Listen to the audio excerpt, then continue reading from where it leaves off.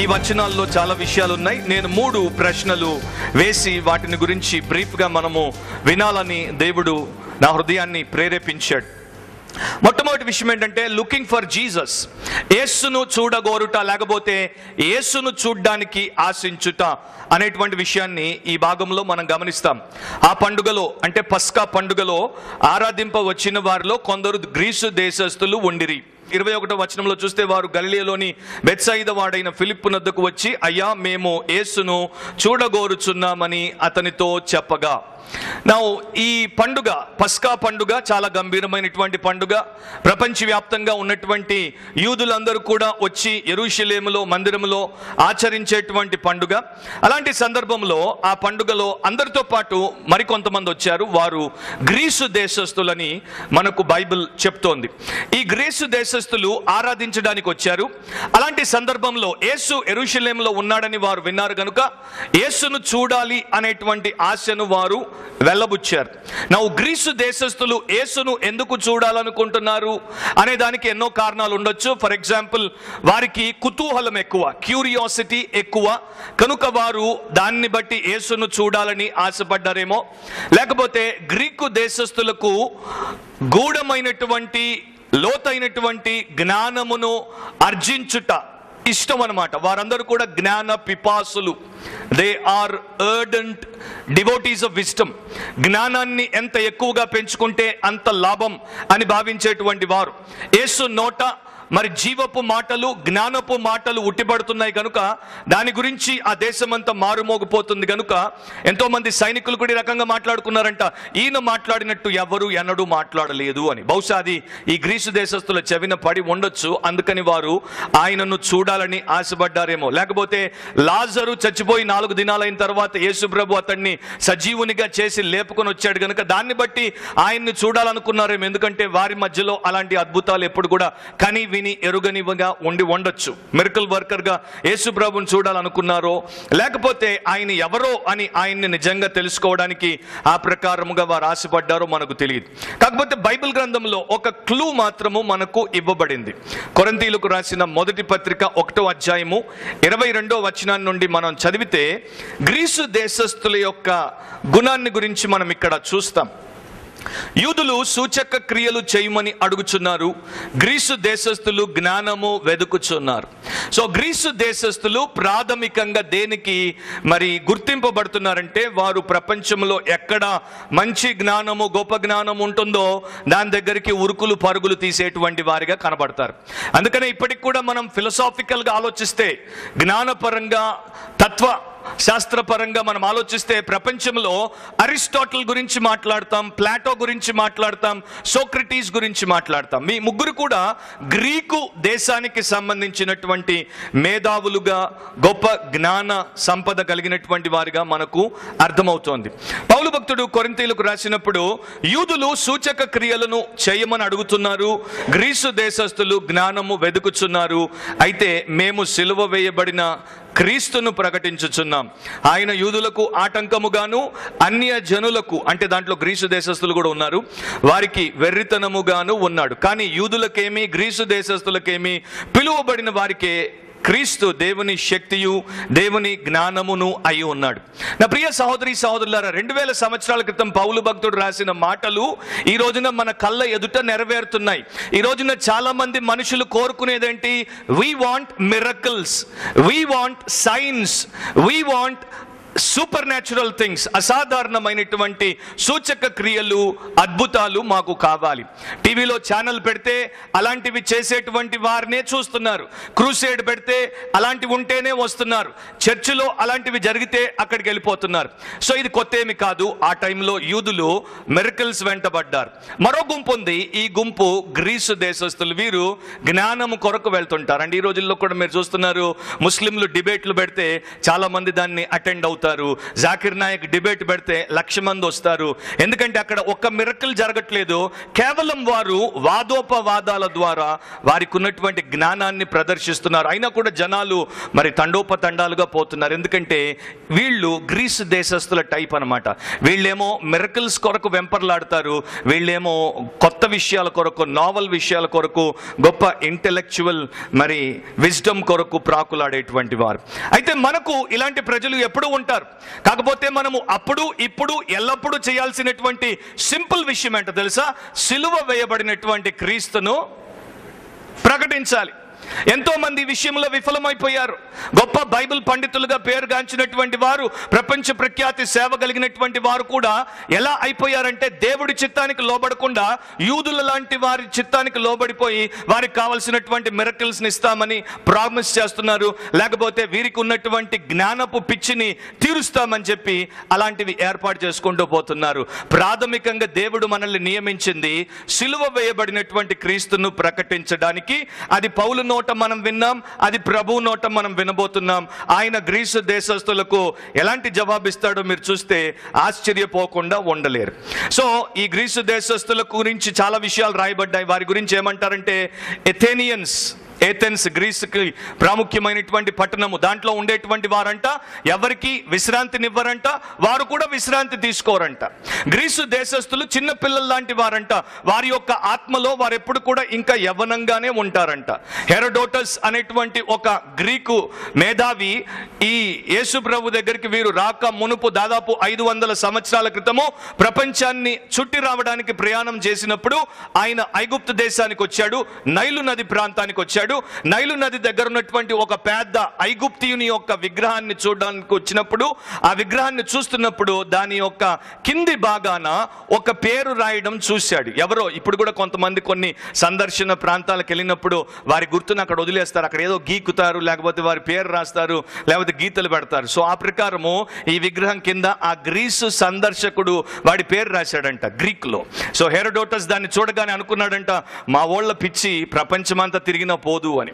So ఆ ప్రకారము వీరు యెరూషలేముకు వచ్చినప్పుడు అక్కడ ప్రభు ఉన్నాడని వారు విన్నప్పుడు ఆయనను వారు చూడాలనుకున్నారు. ఎందుకంటే గ్రీసు దేశస్తులు సత్య పిపాసులు, సత్యాన్ని అన్వేషిస్తూ ఒక సిద్ధాంతం నుండి ఇంకొక సిద్ధాంతానికి, ఒక మతం నుండి ఇంకొక మతానికి, ఒక బోధకుడి నుండి ఇంకొక బోధకుడి దగ్గరికి నిరంతరము తిరుగుతూనే ఉంటారు. అండ్ యేసు గొప్ప బోధకుడిగా గుర్తింపబడ్డాడు, దాంట్లో మనకు సందేహం ఏమీ లేదు. ఇంకొక కారణం ఏంటంటే ఎప్పుడో సంవత్సరాల క్రితము సొలొమోను ఒక ప్రార్థన చేశాడు. మొదటి రాజుల గ్రంథము 8వ అధ్యాయము 41వ వచనం నుండి 43వ వచనం వరకు, మరియు ఇశ్రాయేలీయులకు నీ జనుల సంబంధులు కాని పరదేశులు నీ నామమును బట్టి దూరదేశము నుండి వచ్చి నీ ఘనమైన నామమును గూర్చియు నీ బాహుబలమును గూర్చియు నీవు చాపిన బాహువు ప్రసిద్ధిని గూర్చియు విందురు. వారు వచ్చి ఈ మందిరము తట్టు తిరిగి ప్రార్థన చేసిన ఎడల ఆకాశమును నీ నివాస స్థలము నందు నీవు విని పరదేశులు నిన్ను వేడుకొనిన దాని ప్రకారము సమస్తము అనుగ్రహించుము. అప్పుడు లోకములోని జనులందరూ నీ నామమును ఎరిగి ఇశ్రాయేలీయులకు నీ జనుల వలెనే నీ యందు భయభక్తులు కలిగి నేను కట్టించిన ఈ మందిరమునకు నీ పేరు పెట్టబడినదని తెలుసుకొందరు. సో సొలొమోను ఎప్పుడో చెప్పాడు, అన్యులు కూడా వస్తారు, వచ్చి ప్రార్థన చేసినప్పుడు వారి ప్రార్థన విను ప్రభువా, అప్పుడు నీవు మరి గొప్ప దేవుడు అని వారందరూ గుర్తిస్తారు అని ఆయన చెప్పినట్లు మనం చూస్తాం. అండ్ యేసుక్రీస్తు ప్రభు పుట్టినప్పుడు తూర్పు దేశపు జ్ఞానులు ఆయనను సందర్శించి ఆయన్ని ఆరాధించడానికి వచ్చినట్లు కూడా బైబిల్లో మనం చదువుతాం. సో నా ప్రియ సహోదరి సహోదరుడా, మోస్ట్ ప్రాబబ్లీ వీళ్ళు యేసు ప్రభు దగ్గర ఆ యొక్క జ్ఞానము కొరకే వచ్చి ఉండొచ్చు అని నా యొక్క భావన. అలా వచ్చారు. వచ్చినప్పుడు యేసును చూడాలని వారు ఆశపడ్డారు. బైబిల్ ఏం చెప్తోంది? ఆరాధించడానికి వచ్చారంట. ఈ రోజుల్లో మనం చూస్తే చాలా మంది పండుగను ఆచరించడానికి ఎక్కువ ఇష్టపడతారు, పండుగను వారి సంతోషం కొరకు వాడుకోవడానికి ఎక్కువ ఇష్టపడతారు. కొంతమంది పండుగలో ఆరాధన చేయడానికి వచ్చినా ఒక సర్వీస్కి వచ్చినట్టు ఆ తతంగం ఎప్పుడైపోతుందా, ఇంటికి వెళ్ళిపోయి మనం చేసుకోవాల్సినవి మనం చేసుకుందాం, లేకపోతే మనకున్నటువంటి ప్లాన్ ప్రకారం మనం ముందుకు సాగుదాం అని అనుకుంటారు. చాలా తక్కువ మంది పండుగలో ఆరాధన చేస్తారు. అండ్ ఈ ఆరాధన చేసేటువంటి వారిలో కూడా చాలా తక్కువ మంది దాంట్లో యేసును చూడాలి అని కోరుకుంటారు. సో మనము చర్చ్కి వచ్చినప్పుడు, వర్షిప్ సర్వీస్కి వచ్చినప్పుడు, ప్రేయర్ మీటింగ్కి వచ్చినప్పుడు వర్షిప్ చేయడానికి వస్తున్నామా అన్నది ప్రశ్న. అండ్ ఒకవేళ వర్షిప్ చేస్తున్నప్పుడు ఆత్మస్వరూపి అయినటువంటి యేసుక్రీస్తును చూడాలని ఆశపడుతున్నామా? లేకపోతే మనం దేవుడి దగ్గరికి వచ్చిన ప్రతిసారి, చర్చ్ కావచ్చు, ఇంకొక మీటింగ్ స్థలం కావచ్చు, అక్కడికి వచ్చినప్పుడు మన అవసరాల కొరకు ఆయన్ని వాడుకోవడానికి మనము ప్రయత్నం చేస్తున్నామా? గ్రీసు దేశస్థులు యేసును చూడగోరారు అని బైబిల్ చెప్తోంది. బైబిల్లో మీరు చూస్తే మరికొంతమంది కూడా యేసును చూడగోరారు. అయితే వారి ఉద్దేశంలో చాలా పెద్ద వ్యత్యాసం ఉంది.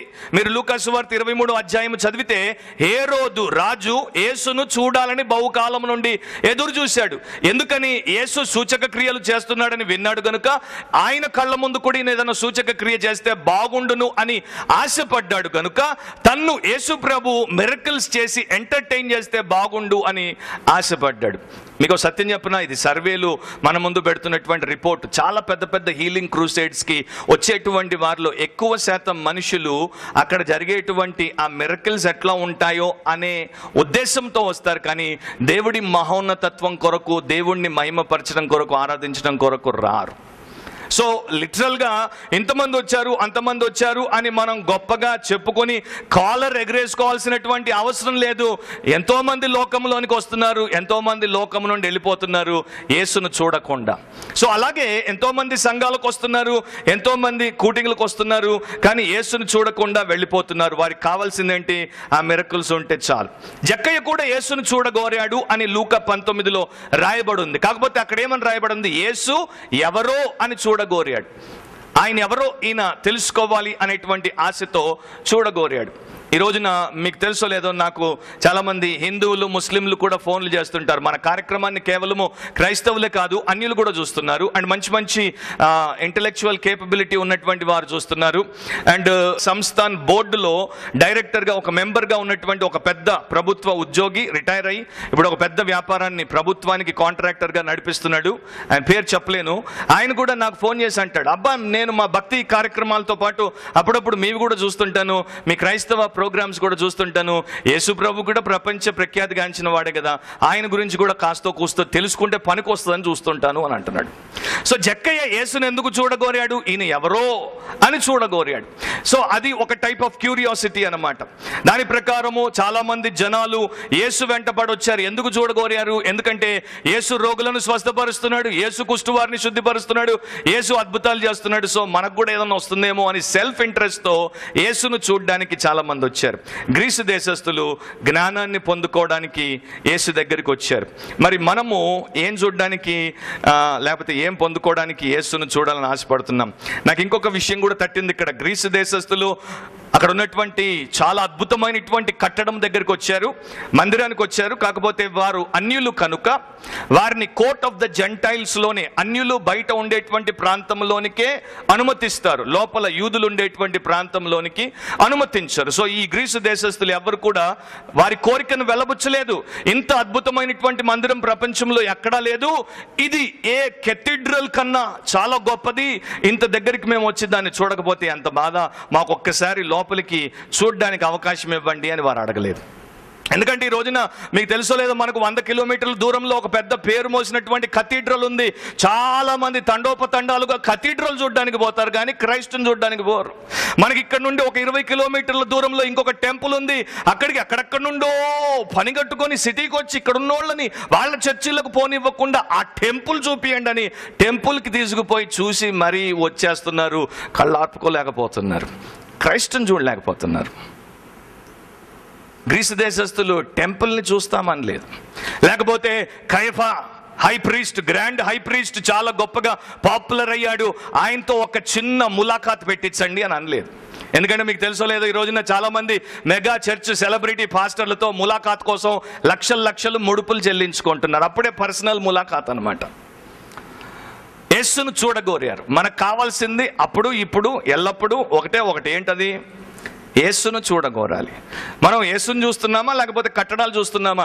మీరు నమ్మరు, నాకు అమెరికాలో ఒక అబ్బాయి పరిచయం అయ్యాడు. అతడు కూడా మరి ఎంఎస్ చేయడానికి యూరోప్కి వెళ్ళాడు. యూరోప్కి వెళ్ళినప్పుడు దాదాపు కొన్ని వారాలు మాసాలు అక్కడ ఉన్నప్పుడు ఎన్నో కథీడ్రల్స్కి వెళ్ళాడు. యూరోప్ చాలా గొప్ప పేరుగాంచినటువంటి గాథిక్ ఆర్కిటెక్చరల్ కథీడ్రల్స్కి ప్రపంచంలో స్థానాన్ని కలిగి ఉంది. అలాంటివి ప్రపంచంలో ఎక్కడ మనకు కనిపించవు.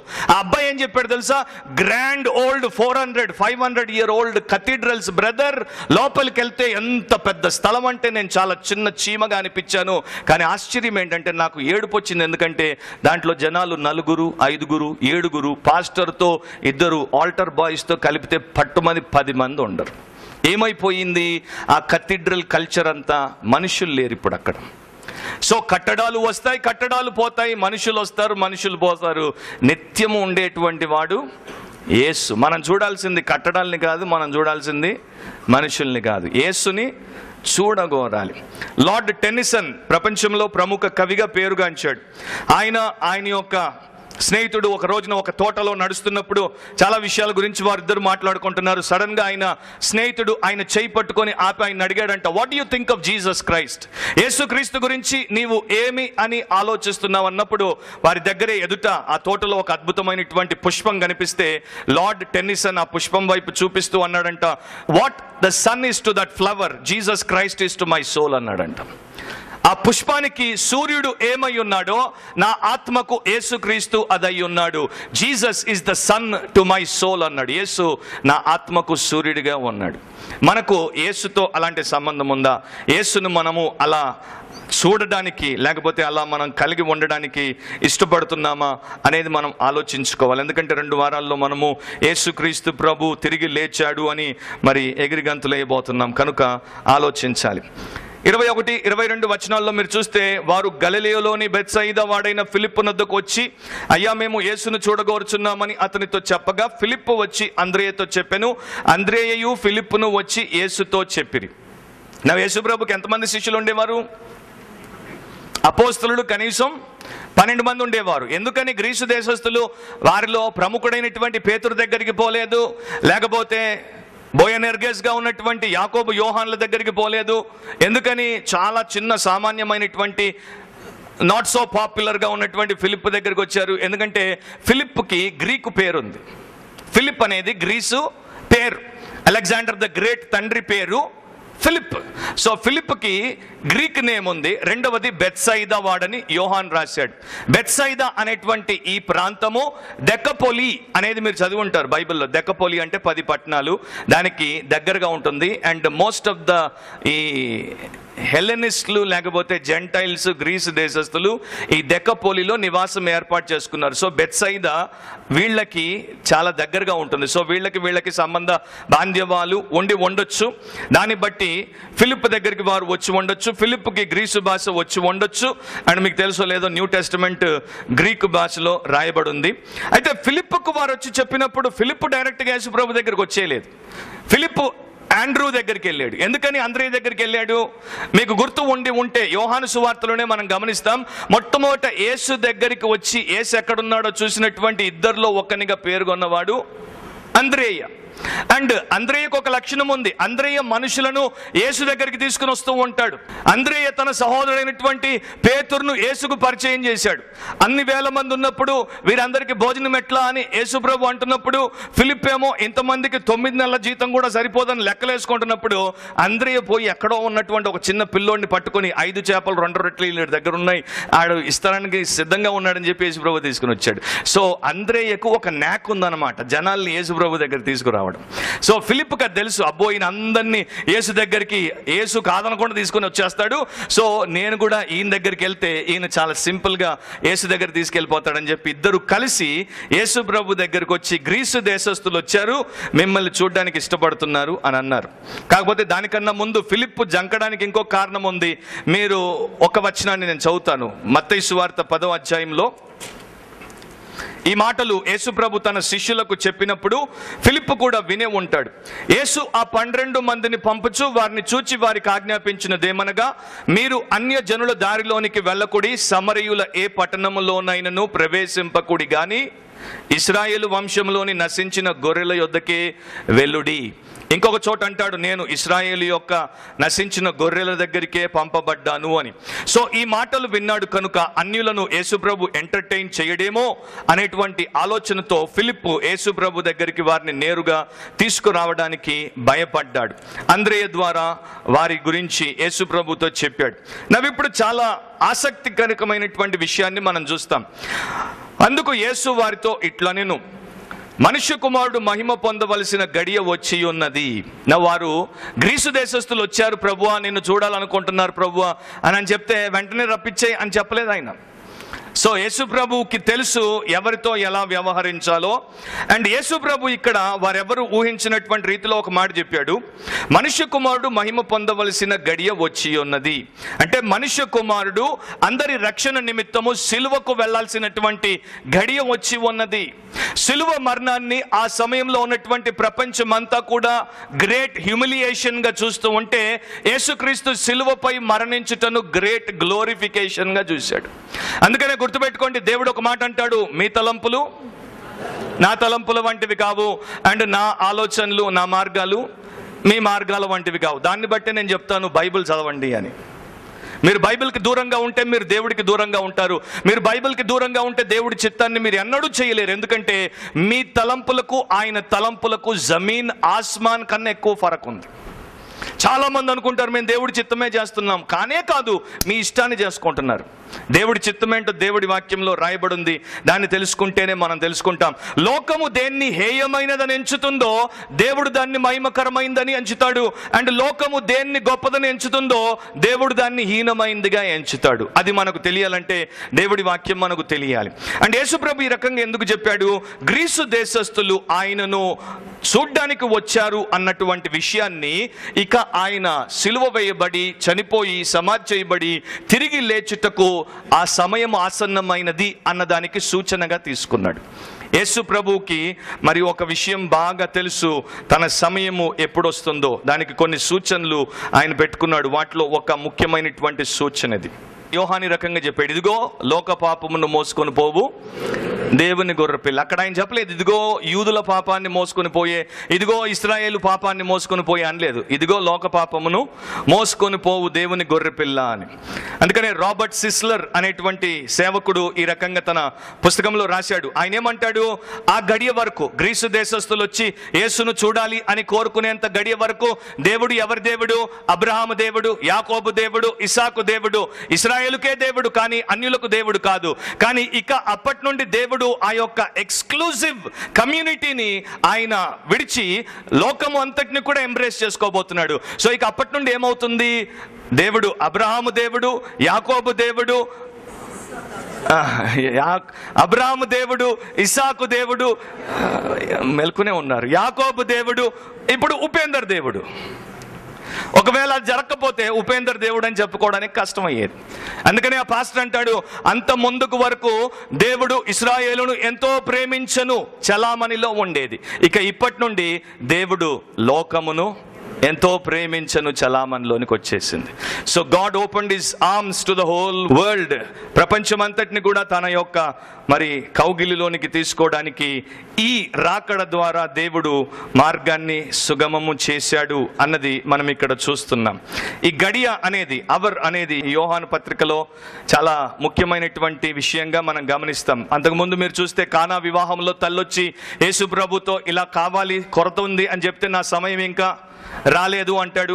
యేసు ప్రభు బోధిస్తున్నప్పుడు ఆయన్ని పట్టుకొని చంపుదామని కొంతమంది ప్రయత్నం చేసినప్పుడు ఆయన సమయం ఇంకా రాలేదు కనుక వారు ఎవ్వరు కూడా ఆయన్ని పట్టుకోలేదని యోహాను సువార్త 7:30 రాయబడింది. 8:20 దేవాలయంలో ఆయన నుండి బోధిస్తున్నప్పుడు ఆయన్ని పట్టుకోవాలని వారు అనుకున్నారు, కానీ ఆయన సమయం ఇంకా రాలేదు అని రాయబడింది.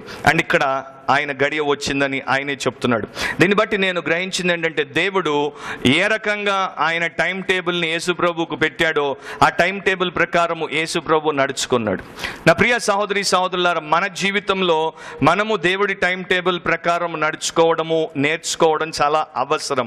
అది ఎలా అనేది మీరు తెలుసుకోవాలంటే బైబిల్ని చదవండి, దేవుడు మీకు నేర్పిస్తాడు.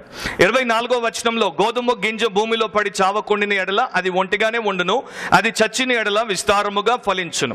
ఈ గోధుమ గింజ ఎనాలజీ ఎందుకు చెప్తున్నాడు?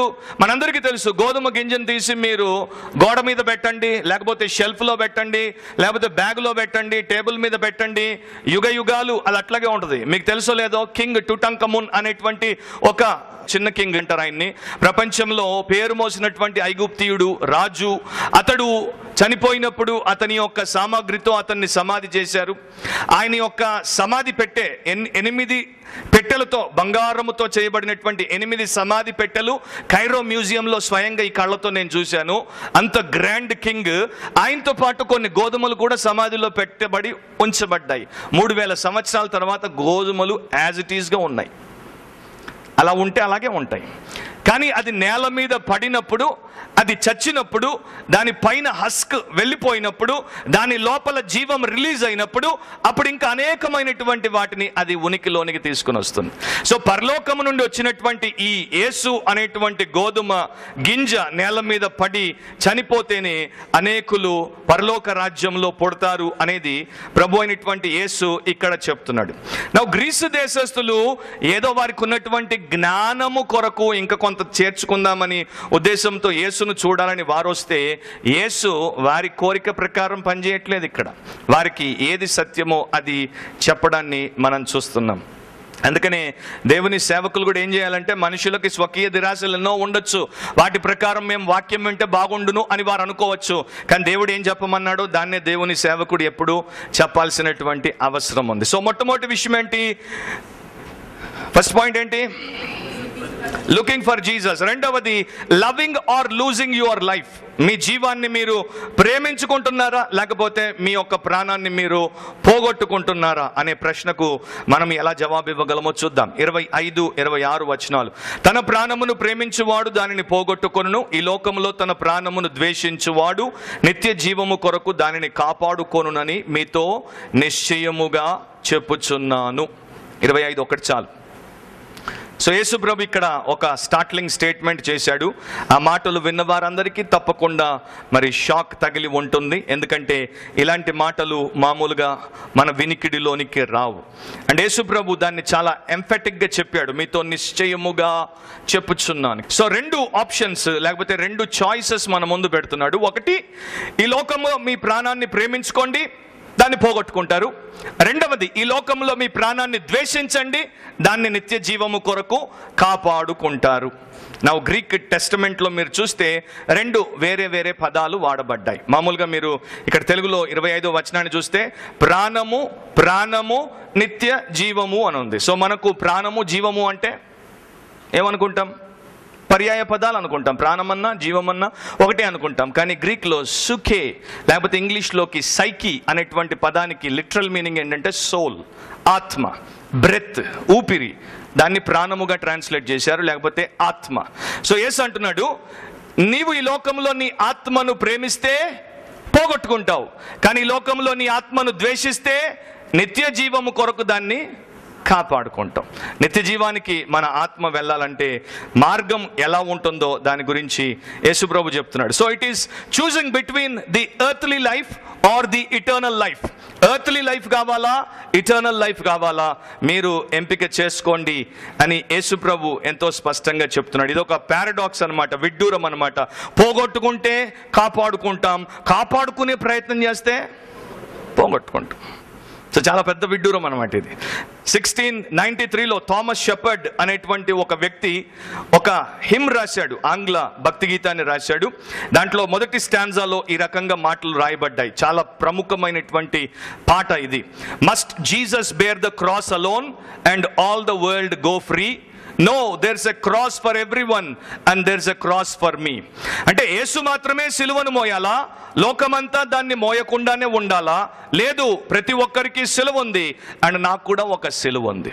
సో యేసు గోధుమ గింజలాగా సిలువకెక్కి చనిపోబోతూ ఉంటే ఆయన శిష్యునిగా, శిష్యురాలిగా నేను కూడా అదే సిలువను హత్తుకోవాలి, అదే మార్గాన్ని ఎంపిక చేసుకోవాలి, అదే జీవితాన్ని జీవించాలి. కాకపోతే మనకు ఒక సమస్య ఉంది. We love our life. మన ప్రాణాన్ని మనము ప్రేమిస్తాం. మన ఆత్మ మీద మనకున్నంత ప్రీతి ఇంకెవరి మీద మనకు ఉండదు. సో మన లైఫ్లో మనం రెండిటి కోసమే చాలా ప్రయాసపడుతుంటాం. చదువున్నా లేకపోయినా, ఏమున్నా లేకపోయినా మన యొక్క సాధన అంతా కూడా రెండిటి కోసమే. ఒకటి ప్రొక్యూర్, రెండవది సెక్యూర్. ప్రొక్యూర్, నీకు కావాల్సినవన్నీ సంపాదించుకో. రెండవది వాటన్నిటిని సంరక్షించుకో. సో నీ లైఫ్ 60, 70, 80 ఏళ్ళు దేనికోసం ఖర్చు పెడుతున్నావు అంటే to procure and then to secure. This is the philosophy. ఇది మన లైఫ్ యొక్క ఫిలాసఫీ. మీరు ఆ రకంగా ఆలోచించకపోయినా. సో నీ ప్రాణాన్ని ద్వేషించుట అంటే అర్థం ఏంటి అని చాలామంది చాలా రకాలుగా వాపోయారు. దాని గురించి మీరు లూకా 14:26 తర్వాత చదువుకోండి, మీకు అర్థమవుతుంది. మరి తన తండ్రిని, తల్లిని, భార్యను, పిల్లలను, సహోదరిని, అన్నదమ్ములను, మరి తన సొంత ప్రాణమును ద్వేషింపకుంటే వాడు నా శిష్యుడు కానేరుడు. సో టు హేట్ అని అంటే టు డిస్రిగార్డ్ అని అర్థం. అంటే లక్ష్య పెట్టకుండా ఉండడం. నీ ఆత్మను, నీ ప్రాణాన్ని, నీవు లక్ష్య పెట్టకూడదు. దాన్ని నీవు తృణీకరించాలి. అది నీకు ప్రాధాన్యతగా ఉండకూడదు. దాన్ని నీవు పక్కన పెట్టాలి. దేవుడిని మొదటగా పెట్టుకోవాలి. దేవుడి కొరకు దాన్ని వినియోగించేటువంటి వ్యక్తిగా ఉండాలి. ఎందుకు ద్వేషించమన్నాడు మన ప్రాణాన్ని? ఎందుకంటే because it is a life of sin. అది పాపముతో నిండి ఉన్నటువంటి జీవము కనుక దాన్ని మనం ద్వేషించాలి. It is a life of selfishness. స్వార్థముతో నిండి ఉన్నటువంటి జీవము గనుక దాన్ని ద్వేషించాలి. And it is a life of short sightedness. సంకుచితమైనటువంటి జీవాన్ని కలిగి ఉంది గనుక దాన్ని మనం ద్వేషించాలి. దాన్ని మనం ద్వేషిస్తే మనకు మనం మేలు చేసుకుంటున్నాం. దాన్ని ద్వేషించకపోతే మనకు మనం కీడు చేసుకుంటున్నాం. ఫిలాసఫర్లు ఈ రకంగా చెప్తారు. 2 ప్రిన్సిపల్స్ పనిచేస్తాయంట మానవుడి జీవితంలో. ఒకటి, ప్రథమంగా మనం చూసేది ప్రిన్సిపల్ లేకపోతే లా ఆఫ్ సెల్ఫ్ ప్రిజర్వేషన్ అంటారు. సెల్ఫ్ ప్రిజర్వేషన్ అంటే అర్థం ఏంటి? నిన్ను నీవు సంరక్షించుకోవడం. అందుకని చూడండి, మనకు ఎక్కడైనా వేడి తగలగానే ఏం చేస్తాం? మన రిఫ్లెక్స్ వెంటనే వెనక్కి అనేస్తుంది. మనం బండి మీద పోతున్నప్పుడు గాలి రాగానే మన కన్ను కొట్టేస్తాం. ఎవరైనా కొట్టుకుంటుంటే మనం వెంటనే దూరం వెళ్ళిపోతాం. ఎందుకు? Self preservation. మనల్ని ఎవరైనా అటాక్ చేయగానే మనం వెంటనే డిఫెన్స్లోకి వెళ్ళిపోతాం. ఎందుకు? Self preservation. ఇది కొన్ని రకాలుగా మంచిదే, కానీ చాలాసార్లు పెద్ద విషయాల్లో ఇది మనల్ని పెద్దగా దెబ్బ కొడుతుంది. యేసు ప్రభు సెల్ఫ్ ప్రిజర్వేషన్ గురించి చెప్పలేదు. యేసు ప్రభు సెల్ఫ్ డిస్ట్రక్షన్ గురించి చెప్పాడు. దీన్ని ఫిలాసఫర్స్ ద సెకండ్ లా అంటారు, 2వ లా. ప్రపంచం మనకేం నేర్పిస్తుంది? Self preservation. తల్లిదండ్రులు పిల్లలకి ఏం నేర్పిస్తావు? బడికి వెళ్ళినప్పుడు జాగ్రత్తరా, ఎవడన్నా తెలియనోడు వచ్చేసి చాక్లెట్ బిస్కెట్ అంటే అస్సలు పోవద్దురా, ఎవడి బండి అంటే ఆడు బండి ఎక్కొద్దురా, ఎవరైనా వచ్చి నిన్ను ఆశ చూపిస్తే అటు వెళ్ళొద్దు, జాగ్రత్త జాగ్రత్త జాగ్రత్త. ఈ జాగ్రత్తలన్నీ మనకు ఎక్కడ పనికి రావాలో అక్కడ పనికి వస్తాయి, కానీ కొన్ని చోట్ల అవి మనకు హాని చేస్తాయి. సో యేసు సెల్ఫ్ ప్రిజర్వేషన్ గురించి కాదు, సెల్ఫ్ డిస్ట్రక్షన్ గురించి నేర్పిస్తున్నాడు. ఈ రోజున చాలా పుస్తకాలు క్రిస్టియన్ స్టోర్స్ నిండిపోతున్నాయి. ప్రపంచ దేశాల్లో, భారతదేశంలో ఎన్నో చోట్ల సెల్ఫ్ ఎస్టీమ్కి సంబంధించినటువంటి పుస్తకాలే మనకు కనిపిస్తున్నాయి. జోయల్ ఆస్టిన్ ఒక పుస్తకం రాశాడు, న్యూయార్క్ బెస్ట్ సెల్లర్గా మారింది యువర్ బెస్ట్ లైఫ్ నౌ. ఎందుకంటే later you don't have any life. అందుకని your best life now. Jesus అంటున్నాడు, deny your life, destroy your life, hate your life. Enjoying fill in the blanks. Joyce Meyer program పేరేంటి? Enjoying everyday life. అది యేసు బోధలు కాదు. Bishop Kenneth Carter ఈ రకంగా అంటాడు, యేసు ప్రభు దేవుని కొరకు నూతనమైనటువంటి సమూహమును సృష్టించడానికి తన జీవాన్ని, ఆయన ప్రాణమును పణంగా పెట్టేశాడు. సో ఆయన యందు విశ్వాసం ఉంచి శిష్యులుగా ఉండదలిచినటువంటి ప్రతి ఒక్కరూ దేవుడి రాజ్యమును పెంపొందించడానికి ఆయన వలె అలాగే గోధుమ గింజలాగా చచ్చి ఇతరులు పుట్టడానికి సహకరించాలి. This is the way of the Lord. This is the way of the cross. యేసు ప్రభులో విశ్వాసం ఉంచుట సామాన్యమైన విషయం అనుకుంటాం మనం. ఎందుకంటే క్రీస్తుని నమ్ముకుంటే పాపాలు క్షమించబడతాయి, క్రీస్తుని నమ్ముకుంటే నిత్య నాశనము నుండి నా ఆత్మ విమోచించబడుతుంది, క్రీస్తుని నమ్ముకుంటే దేవుని బిడ్డనవుతాను, క్రీస్తుని నమ్ముకుంటే జీవ గ్రంథంలో పేరు రాయబడుతుంది, క్రీస్తుని నమ్ముకుంటే దేవుడు నిరంతరం నాతో కాపురం చేస్తాడు, క్రీస్తుని నమ్ముకుంటే నాకు సమాధానం ఉంటుంది, నిరీక్షణ ఉంటుంది, నాకు ఆదరణ ఉంటుంది, నా ఆత్మీయ, శారీరక, మానసిక అన్ని కోరికలు తీరుతాయి అని అనుకుంటాం. కానీ క్రిస్టియానిటీ అంతటితో ఆగిపోవట్లేదు. Christianity is beyond that. దానికన్నా ఎక్కువ అనేది యేసు ప్రభు మనకు నేర్పిస్తున్నాడు. అండ్ దాంట్లో ముఖ్యంగా మనం చూసేది ఏంటంటే మన స్వంత ప్రాణమును ద్వేషించుట. ఒక రైటర్ అందుకనే అంటాడు, మానవ చరిత్రలో చాలా జాగ్రత్తగా భద్రపరచబడినటువంటి ఏకైక విషయం ఏంటో తెలుసా? మమ్మీ అంట. మమ్మీ అంటే మమ్మ కాదు, అమ్మ కాదు. మమ్మీ అంటే ఏంటి? ఎంబామ్ చేయబడినటువంటి దేహము. తుతంకమున్ ఎంబామ్ బాడీ కైరో మ్యూజియంలో $20 ఇస్తే చూపిస్తున్నారు ఆ రోజుల్లో. సో 3000 సంవత్సరాలు అయిపోయింది, అయినా కూడా చెక్కు చెదరకుండా ఉంది.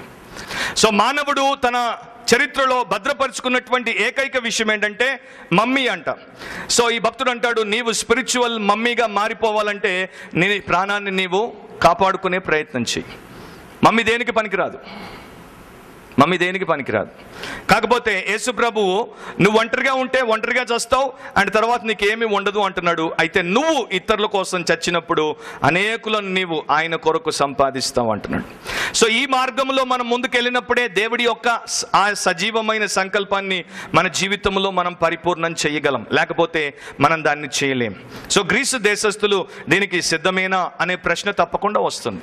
యేసును వెంబడించడానికి ఇష్టపడినటువంటి మనమందరము దీనికి సిద్ధమేనా? మనల్ని మనము ద్వేషించుకొని మన ప్రాణాన్ని మనము తృణప్రాయంగా ఎంచుకొనుటకు మనం సిద్ధమేనా?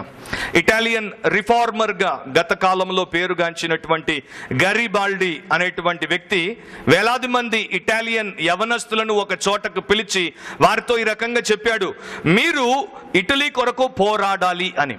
అప్పుడు వారిలో ఒకరు అడిగారంట, సార్ నేను ఇటలీ కొరకు పోరాడితే నాకు వచ్చేటువంటి ప్రతిఫలం ఏంటి? వెంటనే మెరుపు మెరిసినట్టు ఆయన ఆన్సర్ ఇచ్చాడు, గాయాలు, గాయపు మరకలు, ఒకవేళ మరణము అని. ఆ తర్వాత ఆయన అన్నాడు, కానీ ఆ రకంగానే ఇటలీకి స్వాతంత్రం వస్తుంది అని. అప్పుడు ఆ యవనస్తుడు అన్నాడంట, అట్లయితే మరణం వరకు నేను పోరాడతాను అని. సో మనము మన ప్రభు కొరకు ఏం చేస్తున్నాము? క్రిస్టియానిటీ అంటే ఈజీ కోజీ రిలీజన్ కాదు. నేను చాలా అమెరికా దేశంలో నాకు అందుకనే నచ్చదు. సినిమా థియేటర్లో ఉన్న సీటుకి శాంక్చురీలో ఉన్న సీటుకి తేడా ఉండదు. మీరు కొంచెం కఠినమైన కుర్చీలో కూర్చున్నారు. ఇండియాలో మనకు బల్లలు తయారు చేసి బెంచీలుగా చర్చిలో వేసేవాళ్ళు. అంటే మీరు గుర్తించారా లేదో, బెంచ్ తయారు చేసినప్పుడు పెద్దోళ్ళు స్ట్రైట్గా పెట్టారు, ఇట్లా పెట్టలేదు. ఎందుకని?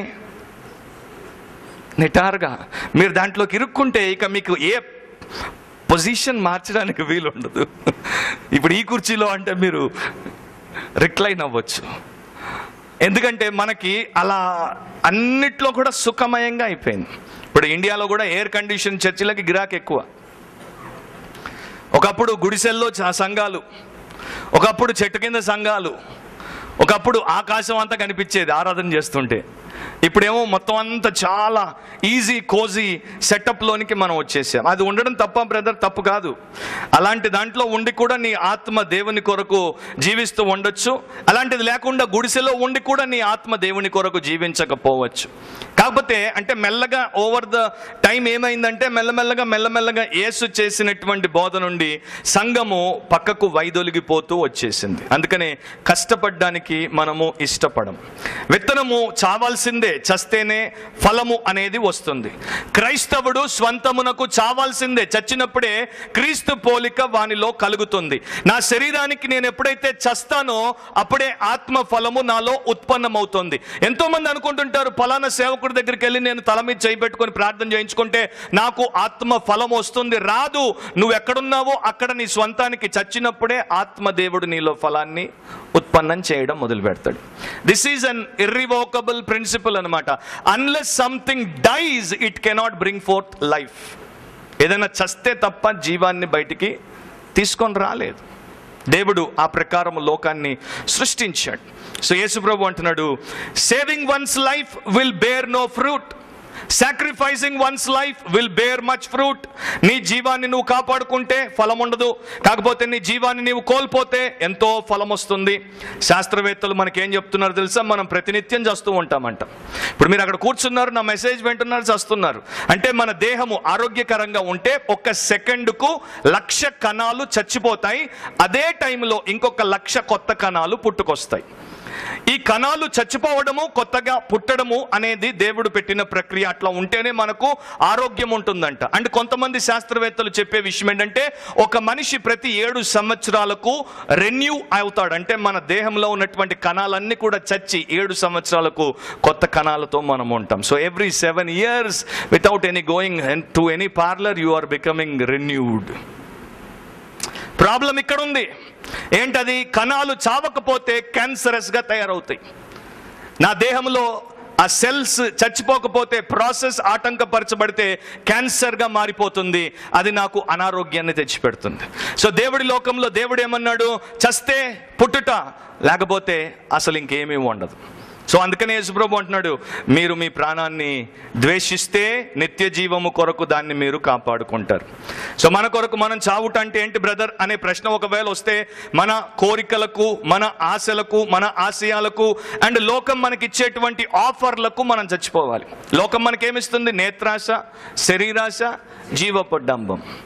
వాటికి మనం చచ్చిపోయినప్పుడు దేవుని కొరకు మనం జీవించుట మొదలు పెడతాం. ఒక పుస్తకంలో వర్నన్ గ్రౌండ్స్ అనేటువంటి భక్తుడు ఒక మిషనరీ గురించి రాశాడు. యవనస్తురాలు మిల్డ్రెడ్ కేబుల్ అనేటువంటి స్త్రీ గ్రేట్ బ్రిటన్లోనే పుట్టి పెరిగింది. అక్కడే ఉన్నటువంటి ఒక ఆయన్ని ప్రేమించింది. వారిద్దరు కూడా మరి పెళ్లి చేసుకుందాం అనుకున్నారు. కాకపోతే ఈయన ఒక చర్చికి పాస్టర్ అయ్యాడు. ఈమెను దేవుడు చైనా దేశానికి మిషనరీగా వెళ్ళమన్నాడు. సో వీళ్ళిద్దరూ ఒక చోట కూర్చుని మాట్లాడుకుంటున్నారు. ఈయన అన్నాడు, నేను నిన్ను పెళ్లి చేసుకుంటాను, కానీ దేశం వదలను, ఈ దేశంలోనే పాస్టర్గా సేవ చేస్తాను. ఆ మంది మరి దేవుడు నన్ను చైనాకు మిషనరీగా పోమంటున్నాడు, మరి ఏం చేద్దాం? సో ఇక ఇద్దరు మాట్లాడుకున్నాక ప్రార్థన చేద్దాం అనుకున్నారు. ఆ రాత్రంతా ఈమె ప్రార్థనలో పెనుగులాడింది. యాకోబు పోరాడినట్లు ఈమె కూడా పోరాడింది. ఆమె తన యొక్క ఆశలకు, తన కోరికలకు, తాను కన్న న్యాయబద్ధమైనటువంటి కలలకు, ఆ వ్యక్తితో తన భవిష్యత్తు జీవితానికి చచ్చిపోయింది. దేవుడికే తన జీవితాన్ని సమర్పించుకుంది. సో ఆమె చైనాకి వెళ్ళింది అండ్ చైనాలో గొప్ప మిషనరీగా అనేకుల మధ్యలో వాడబడి దీవనకరమైన పరిచర్యను కలిగి ఉంది. కాకపోతే ఆమె ఆయన్ని కోల్పోవాల్సి వచ్చింది. మనకి సంకుచితమైనటువంటి మైండ్ సెట్ గనక, స్వార్థంతో నిండి ఉంటుంది గనక, మన మైండ్ ఎప్పుడు కూడా దీంట్లో నాకేముంది అన్న రీతిలోనే ఆలోచించడానికి అలవాటు పడిపోయింది గనక ఇలాంటివి కొంచెం మనకు దక్కా తగిలినట్టు అనిపిస్తాయి. అందుకనే బైబిల్ చెప్తోంది, మీ మనస్సు మారి నూతన మగుట వలన రూపాంతరం చెందుతారు. సో మన మైండ్లో ఉన్నటువంటి ట్రాష్ అంతా పోవాలి, దేవుడి వాక్యములో ఉన్నటువంటి ట్రెషర్ అంతా వావాలి. అప్పుడు మనకు నిజమైనటువంటి రూపాంతరం వస్తుంది. నా ఆసక్తికరమైనటువంటి విషయాలు మత్తయి సువార్త మీరు తర్వాత చదువుకోండి. 10వ అధ్యాయము 39వ వచనంలో యేసుప్రభువు నా నిమిత్తము నీ ప్రాణాన్ని కోల్పోతే అని అన్నాడు. మార్కు సువార్త 8వ అధ్యాయం 35వ వచనంలో నా నిమిత్తమును, సువార్త నిమిత్తమును మీ ప్రాణాన్ని కోల్పోతే అని అంటున్నాడు. సో ఎవరి కోసం మన జీవితాన్ని ఖర్చు పెట్టాలి? మన ప్రాణాన్ని కోల్పోవాలి యేసు ప్రభు కొరకు, ఆయన సువార్త కొరకు. వాన్ సాబ్నర్ అనే భక్తుడు అంటాడు, everybody wants medals today but nobody wants any scars. ప్రతి ఒక్కరికి పతాకాలు కావాలి, కానీ ఎవరికి గాయపు మరకలు వద్దు. గాయాలు లేకపోతే ఎవరికి పతాకాలు రావు కదా.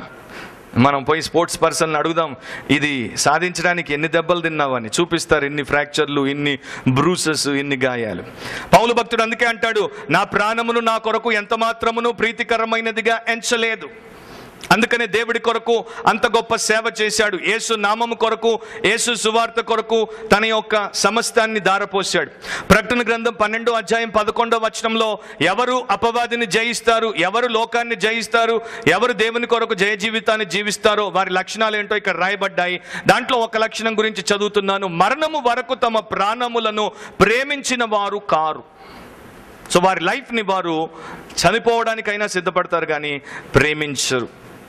అలాంటి విషయంలో మనం ఎక్కడున్నాం? మూడో దానికి మనం వచ్చేద్దాం. కాకపోతే ఒక ప్రశ్న, యేసుప్రభు 26వ వచనం మీరు చదవండి, నేను ఎక్కడుంటే నా సేవకుడు అక్కడ ఉండాలి, అప్పుడే నేను లేకపోతే నా తండ్రి అతన్ని గణపరుస్తారు అని అన్నాడు. అంటే నేను ఏ మార్గంలో పోతున్నానో నా సేవకుడు అదే మార్గంలో రావాలి, నేను ఏది ఎంచుకున్నానో నా సేవకుడు అదే ఎంచుకోవాలి, నేనేం చేశానో అదే నా సేవకుడు చేయాలని ప్రభు చెప్తున్నాడు. మూడవ ప్రశ్న ఏంటంటే lifting up of the lord, ప్రభువును హెచ్చించుట, ఎత్తబడుట. ఇప్పుడు నా ప్రాణము కలవరపడుచున్నది, నేనేమందును, తండ్రి ఈ గడియ తటస్థింపకుండా నన్ను తప్పించుము, ఆయనను ఎందుకోసరమే నేను ఈ గడియకు వచ్చి తిని. యేసు ప్రభు చాలా వేదనలో ఉన్నాడు. గెత్సెమనే తోటలో ఆయన యొక్క పరిస్థితి ఎట్లా ఉందో బైబిల్ సువార్థికులు మనకు రాశారు. ప్రాణము పోవునంతగా ఆయన యొక్క దుఃఖము అక్కడ ఉన్నట్లు. ఒక చోట అయితే లూకా సువార్థికుడు అంటాడు, ఆయన వేదన ఎంతగా ఉందంటే చెమట రక్తముగా పడిందంట. అయినా కూడా అంత మహావేదనలో, అంత మహారోదనలో ఆయన ఉన్నా కూడా తండ్రి చిత్తానికి ఎలా విధేయత చూపిస్తున్నాడో చూడండి. మనము మన జీవితంలో ఏదైనా శ్రమను ఎదుర్కొన్నప్పుడు ఎలా ప్రవర్తిస్తాం? మన ప్రభువు యొక్క పోలిక మనలో ఉందా అనే ప్రశ్న మనం వేసుకోవాలి. ఇక్కడ యేసు ప్రభు ఏమంటున్నాడు, నా ప్రాణము కలవరపడుచున్నది, నేనేమందును, తండ్రి గడియ తటస్థింపకుండా నన్ను తప్పించుము. మనందరం ఏమని ప్రార్థన చేస్తాం? మీకు ఒక పెద్ద ఆరోగ్యపరమైన సమస్య వచ్చింది, ఆర్థికపరమైన సమస్య వచ్చింది, అపార్థంతో కూడుకున్న సమస్య వచ్చింది, లేకపోతే ఇంకొక సమస్య వచ్చింది. మన న్యాచురల్ ప్రేయర్ ఏంటి? Lord please save me from this problem. Natural ప్రేయరా కాదా? యేసు ప్రభు ఇక్కడ ఏమంటున్నాడు? నన్ను ఈ గడియ నుండి తప్పించుము అని ప్రార్థన చేయాలా, లేకపోతే నీ చిత్తమే అని నీకు అప్పగించుకోవాలా? ఆయన బెస్ట్ రూట్ తీసుకున్నాడు. నన్ను ఈ గడియ నుండి తప్పించుము అని ప్రార్థన చేయట్లేదు, నీ చిత్తమే చేయము, నీ నామమును మహిమపరచుకోను. సో గుర్తుపెట్టుకోండి క్రైస్తవులారా, ప్రతిసారి దేవుడు మన జీవితంలోనికి శ్రమను అనుమతించినప్పుడు మన ఎదుట రెండు ఆప్షన్స్ ఉంటాయి. ఒకటి, దానిలో నుండి తప్పించుకొని దేవుడికి మహిమను తేక మనము మహిమను లేక బ్రతుకుదామా, లేకపోతే దాంట్లో నుండి మనల్ని తీసుకువెళ్ళమని దేవుడికి మనల్ని అప్పగించుకొని దేవుడికి మహిమను, ఇతరులకు మేలును, మనకు చివరిలో ఆ యొక్క మహిమలో పాలును కలిగి ఉందామా అనేది మనందరం కూడా ఆలోచించుకోవాలి. ఒకటి బైబిల్ చెప్తోంది, క్రైస్తవులు నొప్పి నుండి, వేదన నుండి, శ్రమ నుండి మినహాయింపును ఎట్టి పరిస్థితుల్లో పొందరు. ఒక భక్తుడు అన్నట్టు, మనకు యాగనీ నుండి ఇన్సూరెన్స్ పాలసీ కాపాడడానికి దేవుడు ఏర్పాటు చేయలేదంట. There is no insurance policy that will protect you from human agony.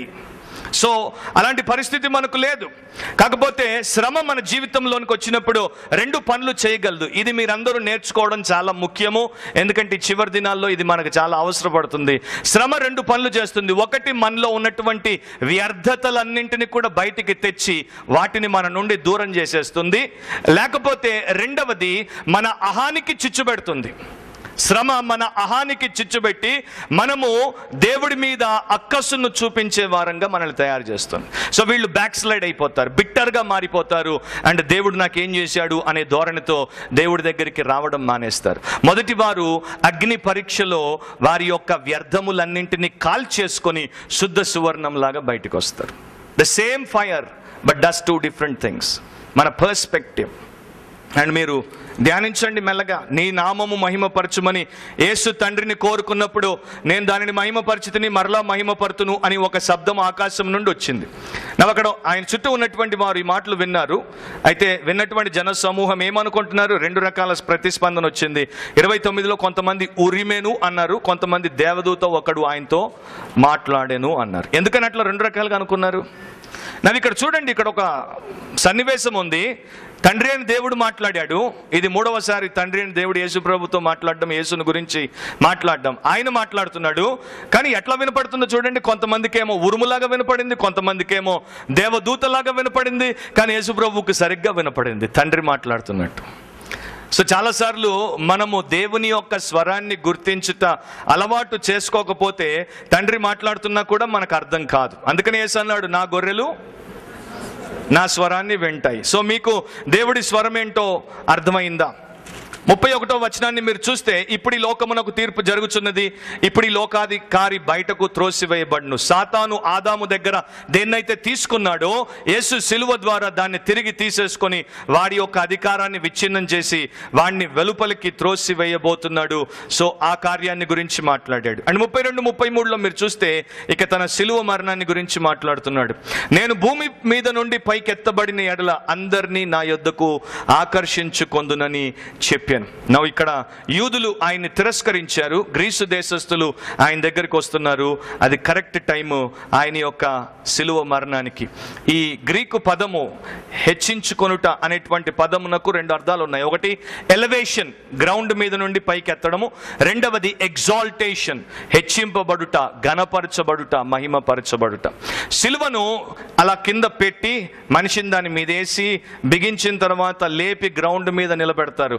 యేసు దాని గురించి మాట్లాడట్లేదు. యేసు దేని గురించి మాట్లాడుతున్నాడంటే తన యొక్క ఎగ్జాల్టేషన్ గురించి మాట్లాడుతున్నాడు. దేవుడికి ఒక్కడికే చేతనవుతుంది హ్యూమిలియేషన్ నుండి ఎగ్జాల్టేషన్ తీసుకొని రావడం. అంటే హీనమైనటువంటి విషయాల్లో ఘనమైనటువంటి వాటిని తీసుకురావడం దేవుడికే చేతనవుతుంది. నేను ఆలోచించినప్పుడు నాకు ఎంతో ఆశ్చర్యం అనిపించింది. The instrument of shame, the instrument of suffering, the instrument of substitution and death has become the instrument of life and glory. అవమానానికి, శ్రమకు, మరణానికి సాధనంగా ఉన్నటువంటి సిలువ అది జీవానికి, మహిమకు సాధనముగా మారింది. అందుకని యేసు ప్రభువు అంటాడు, ప్రతిదినం మీ సిలువను ఎత్తుకొని నన్ను వెంబడించండి. చాలామంది ప్రార్థన చేస్తుంటారు, దేవా I want to glorify you, I want to glorify you. గుర్తుపెట్టుకోండి, it's a risky prayer. And ఇంకో ప్రార్థన చేస్తారు, lord please glorify yourself in me. దేవా నిన్ను నీవు నా యందు మహిమ పరుచుకో. జాగ్రత్త, కిరికిరీలు అయిపోతాయి ఇక. ఎందుకంటే ఎప్పుడైతే మీరు ఆ ప్రార్థన చేస్తారో యేసు సిలువకి వెళ్ళాల్సి వచ్చింది, గుర్తుపెట్టుకోండి. అంటే మీరు ఎక్కడికి దేవుడు తీసుకెళ్తాడో మీకు తెలియదు. ఎందుకంటే శ్రమ ద్వారానే మహిమ. క్రౌన్ కన్నా ముందు ఏముంటుంది? క్రాస్ ఉంటుంది. గ్లోరీ కన్నా ముందు ఏముంటుంది? గ్రోన్ ఉంటుంది. బిడ్డ పుట్టినప్పుడు తల్లి ఎంతో ఆనందిస్తుంది, కానీ పుట్టడం కన్నా ముందు ఏముంటుంది? నొప్పులు ఉంటాయి. సో అది మనం ఎప్పుడూ మర్చిపోవద్దు. అలెగ్జాండర్ మెక్లారెన్ అనే భక్తుడు అంటాడు, Jesus is the universal magnet. ఆయన హెచ్చింపబడ్డాడు కనుక అందరినీ తన వైపు ఆకర్షించుకుంటాడు. సో సేవకుడి మీద ఉన్నటువంటి భారం ఒక్కటే. సేవకుడు గిమ్మిక్కులు, ట్రిక్కులు, మ్యాజిక్కులు, లాజిక్కులు వాడాల్సిన అవసరం లేదు. సేవకుడు సింపుల్గా సిలువ వేయబడినటువంటి యేసుక్రీస్తును పైకెత్తితే చాలు. మీరు ఇనుమును పట్టుకోవడానికి ఏం చేస్తారు? మీ చేతులు ఆడించాల్సిన అవసరం లేదు. సింపుల్గా ఏం వాడాలి? మ్యాగ్నెట్ని వాడండి. So the universal magnet is Jesus Christ. ఆయన్ని పైకెత్తి ఆయన యొక్క సిలువ మరణం ద్వారా మనుషులకు ఒరిగే నిత్య జీవాన్ని గురించి ప్రకటిస్తే ఆయన దగ్గరికి అందరూ నడిపించబడతారు, ఆకర్షించుకుంటాడంట. మీ జీవితంలో మీరు ఇతరులను యేసు దగ్గరికి ఆకర్షించాలంటే ఒకటి చెయ్యాలి. సిలువను పైకి ఎత్తండి, యేసును చూచేటట్టు ప్రజలకు సహాయం చేయండి. ఒక ఎగ్జాంపుల్ బైబిల్లో మనకుంది. మోషే సర్పపు కాటు వల్ల అందరూ చచ్చిపోతున్నప్పుడు ఏం చేశాడు? ఇత్తడి సర్పాన్ని పైకెత్తి అందరూ దాన్ని చూసేటట్టు చేశాడు. వాళ్ళందరూ బ్రతికారు. సో మనం కూడా యేసు ప్రభువును పైకెత్తి చూపిస్తే లోకం బ్రతుకుతుంది, నిత్య నాశనానికి వెళ్ళదు, నిత్య జీవానికి వారు వచ్చే అవకాశం ఉంది. స్కాట్లాండ్ దేశానికి చెందిన ప్రీచర్ చామర్స్ అనేటువంటి గొప్ప బోధకుడు తన జీవితంలో మొదట్లో బోధ చేసినప్పుడు మొరాలిటీ గురించి బోధించేవాడు, నైతికత గురించి చెప్పేవాడు. మనుషులు ఇవి చెయ్యాలి, ఇవి చెయ్యొద్దు, ఈ రకమైన నీతితో ఉండాలి, ఇలాంటి అవినీతిని మానాలి అని చెప్పేవాడు. ఆ తర్వాత ఆయన యొక్క సేవ ద్వారా వచ్చినటువంటి ఫలితాలు ఆయన చూసుకుంటే ఏమాత్రం ఫలితాలు కనిపించట్లేదు. అందుకని ఆయన ఏమంటాడు? ఆ బోధ ద్వారా నా యొక్క ప్రభావము ఒక్క వ్యక్తి మీద కూడా, ఆ పక్షి ఈకంత కూడా చూపించలేదు. అంటే అంత వెయిట్ కూడా ఎవరి మీద పడలేదు. కానీ ఎప్పుడైతే నేను యేసు ప్రభు యొక్క సిలువను గురించి, సిలువ ద్వారా వచ్చేటువంటి విమోచన గురించి మాట్లాడడం మొదలుపెట్టానో ఇక అప్పుడు మనుషుల జీవితాలు మార్చబడ్డం ప్రారంభమైంది అని అంటాడు. సో అందుకని బైబిల్ చెప్తోంది, నశించుచున్న వారికి సిలువను గుర్చిన వార్త వెర్రితనం, కానీ రక్షింపబడుచున్న మనకు అది దేవుని శక్తి. So that is the power of the cross of Jesus Christ. So 2000 సంవత్సరాల క్రితం ఆయన సిలువ వేయబడ్డాడు, ఆయన తిరిగి లేచాడు. ఆయన యొక్క శిష్యులు ఆ ప్రకారమే ముందుకు సాగడానికి ఆయన ఏర్పాటు చేశాడు. సో ఈ రోజున మనం 3 ప్రశ్నలు జవాబులు ఇచ్చే ప్రయత్నం చేస్తున్నాం. మొట్టమొదటిది, లుకింగ్ ఫర్ జీసస్. మీరు యేసును చూడగోరుతున్నారా? రెండవది, loving or losing your life. మీ జీవాన్ని ప్రేమించి కాపాడుకుంటున్నారా, లేకపోతే దాన్ని ద్వేషించి నిత్య జీవము కొరకు దాన్ని మీరు కోల్పోతున్నారా? మూడవది ఏంటంటే, lifting up of the lord. ప్రభువును మీరు హెచ్చిస్తున్నారా? మనం గొప్పగా పాటలు పాడి దేవుణ్ణి మహిమపరచొచ్చు, మనం ఎన్నో పనులు చేసి మహిమపరచొచ్చు. But the dearest thing that God desires each one of us to do is to lift up his son who is crucified for us. ఆయన మన కొరకు సిలువ వేయబడ్డాడు, ఆయన్ని హెచ్చిస్తే మంచిది. మా చిరునామా Roopantharam, plot number 98, Surya enclave, Tirumalagiri, Secunderabad 5,15,000. Our address, Roopantharam, plot number 98, Surya enclave, Tirumalagiri, Secunderabad 5,15,000. మా telephone numbers 9848576393 మరియు 9949492315.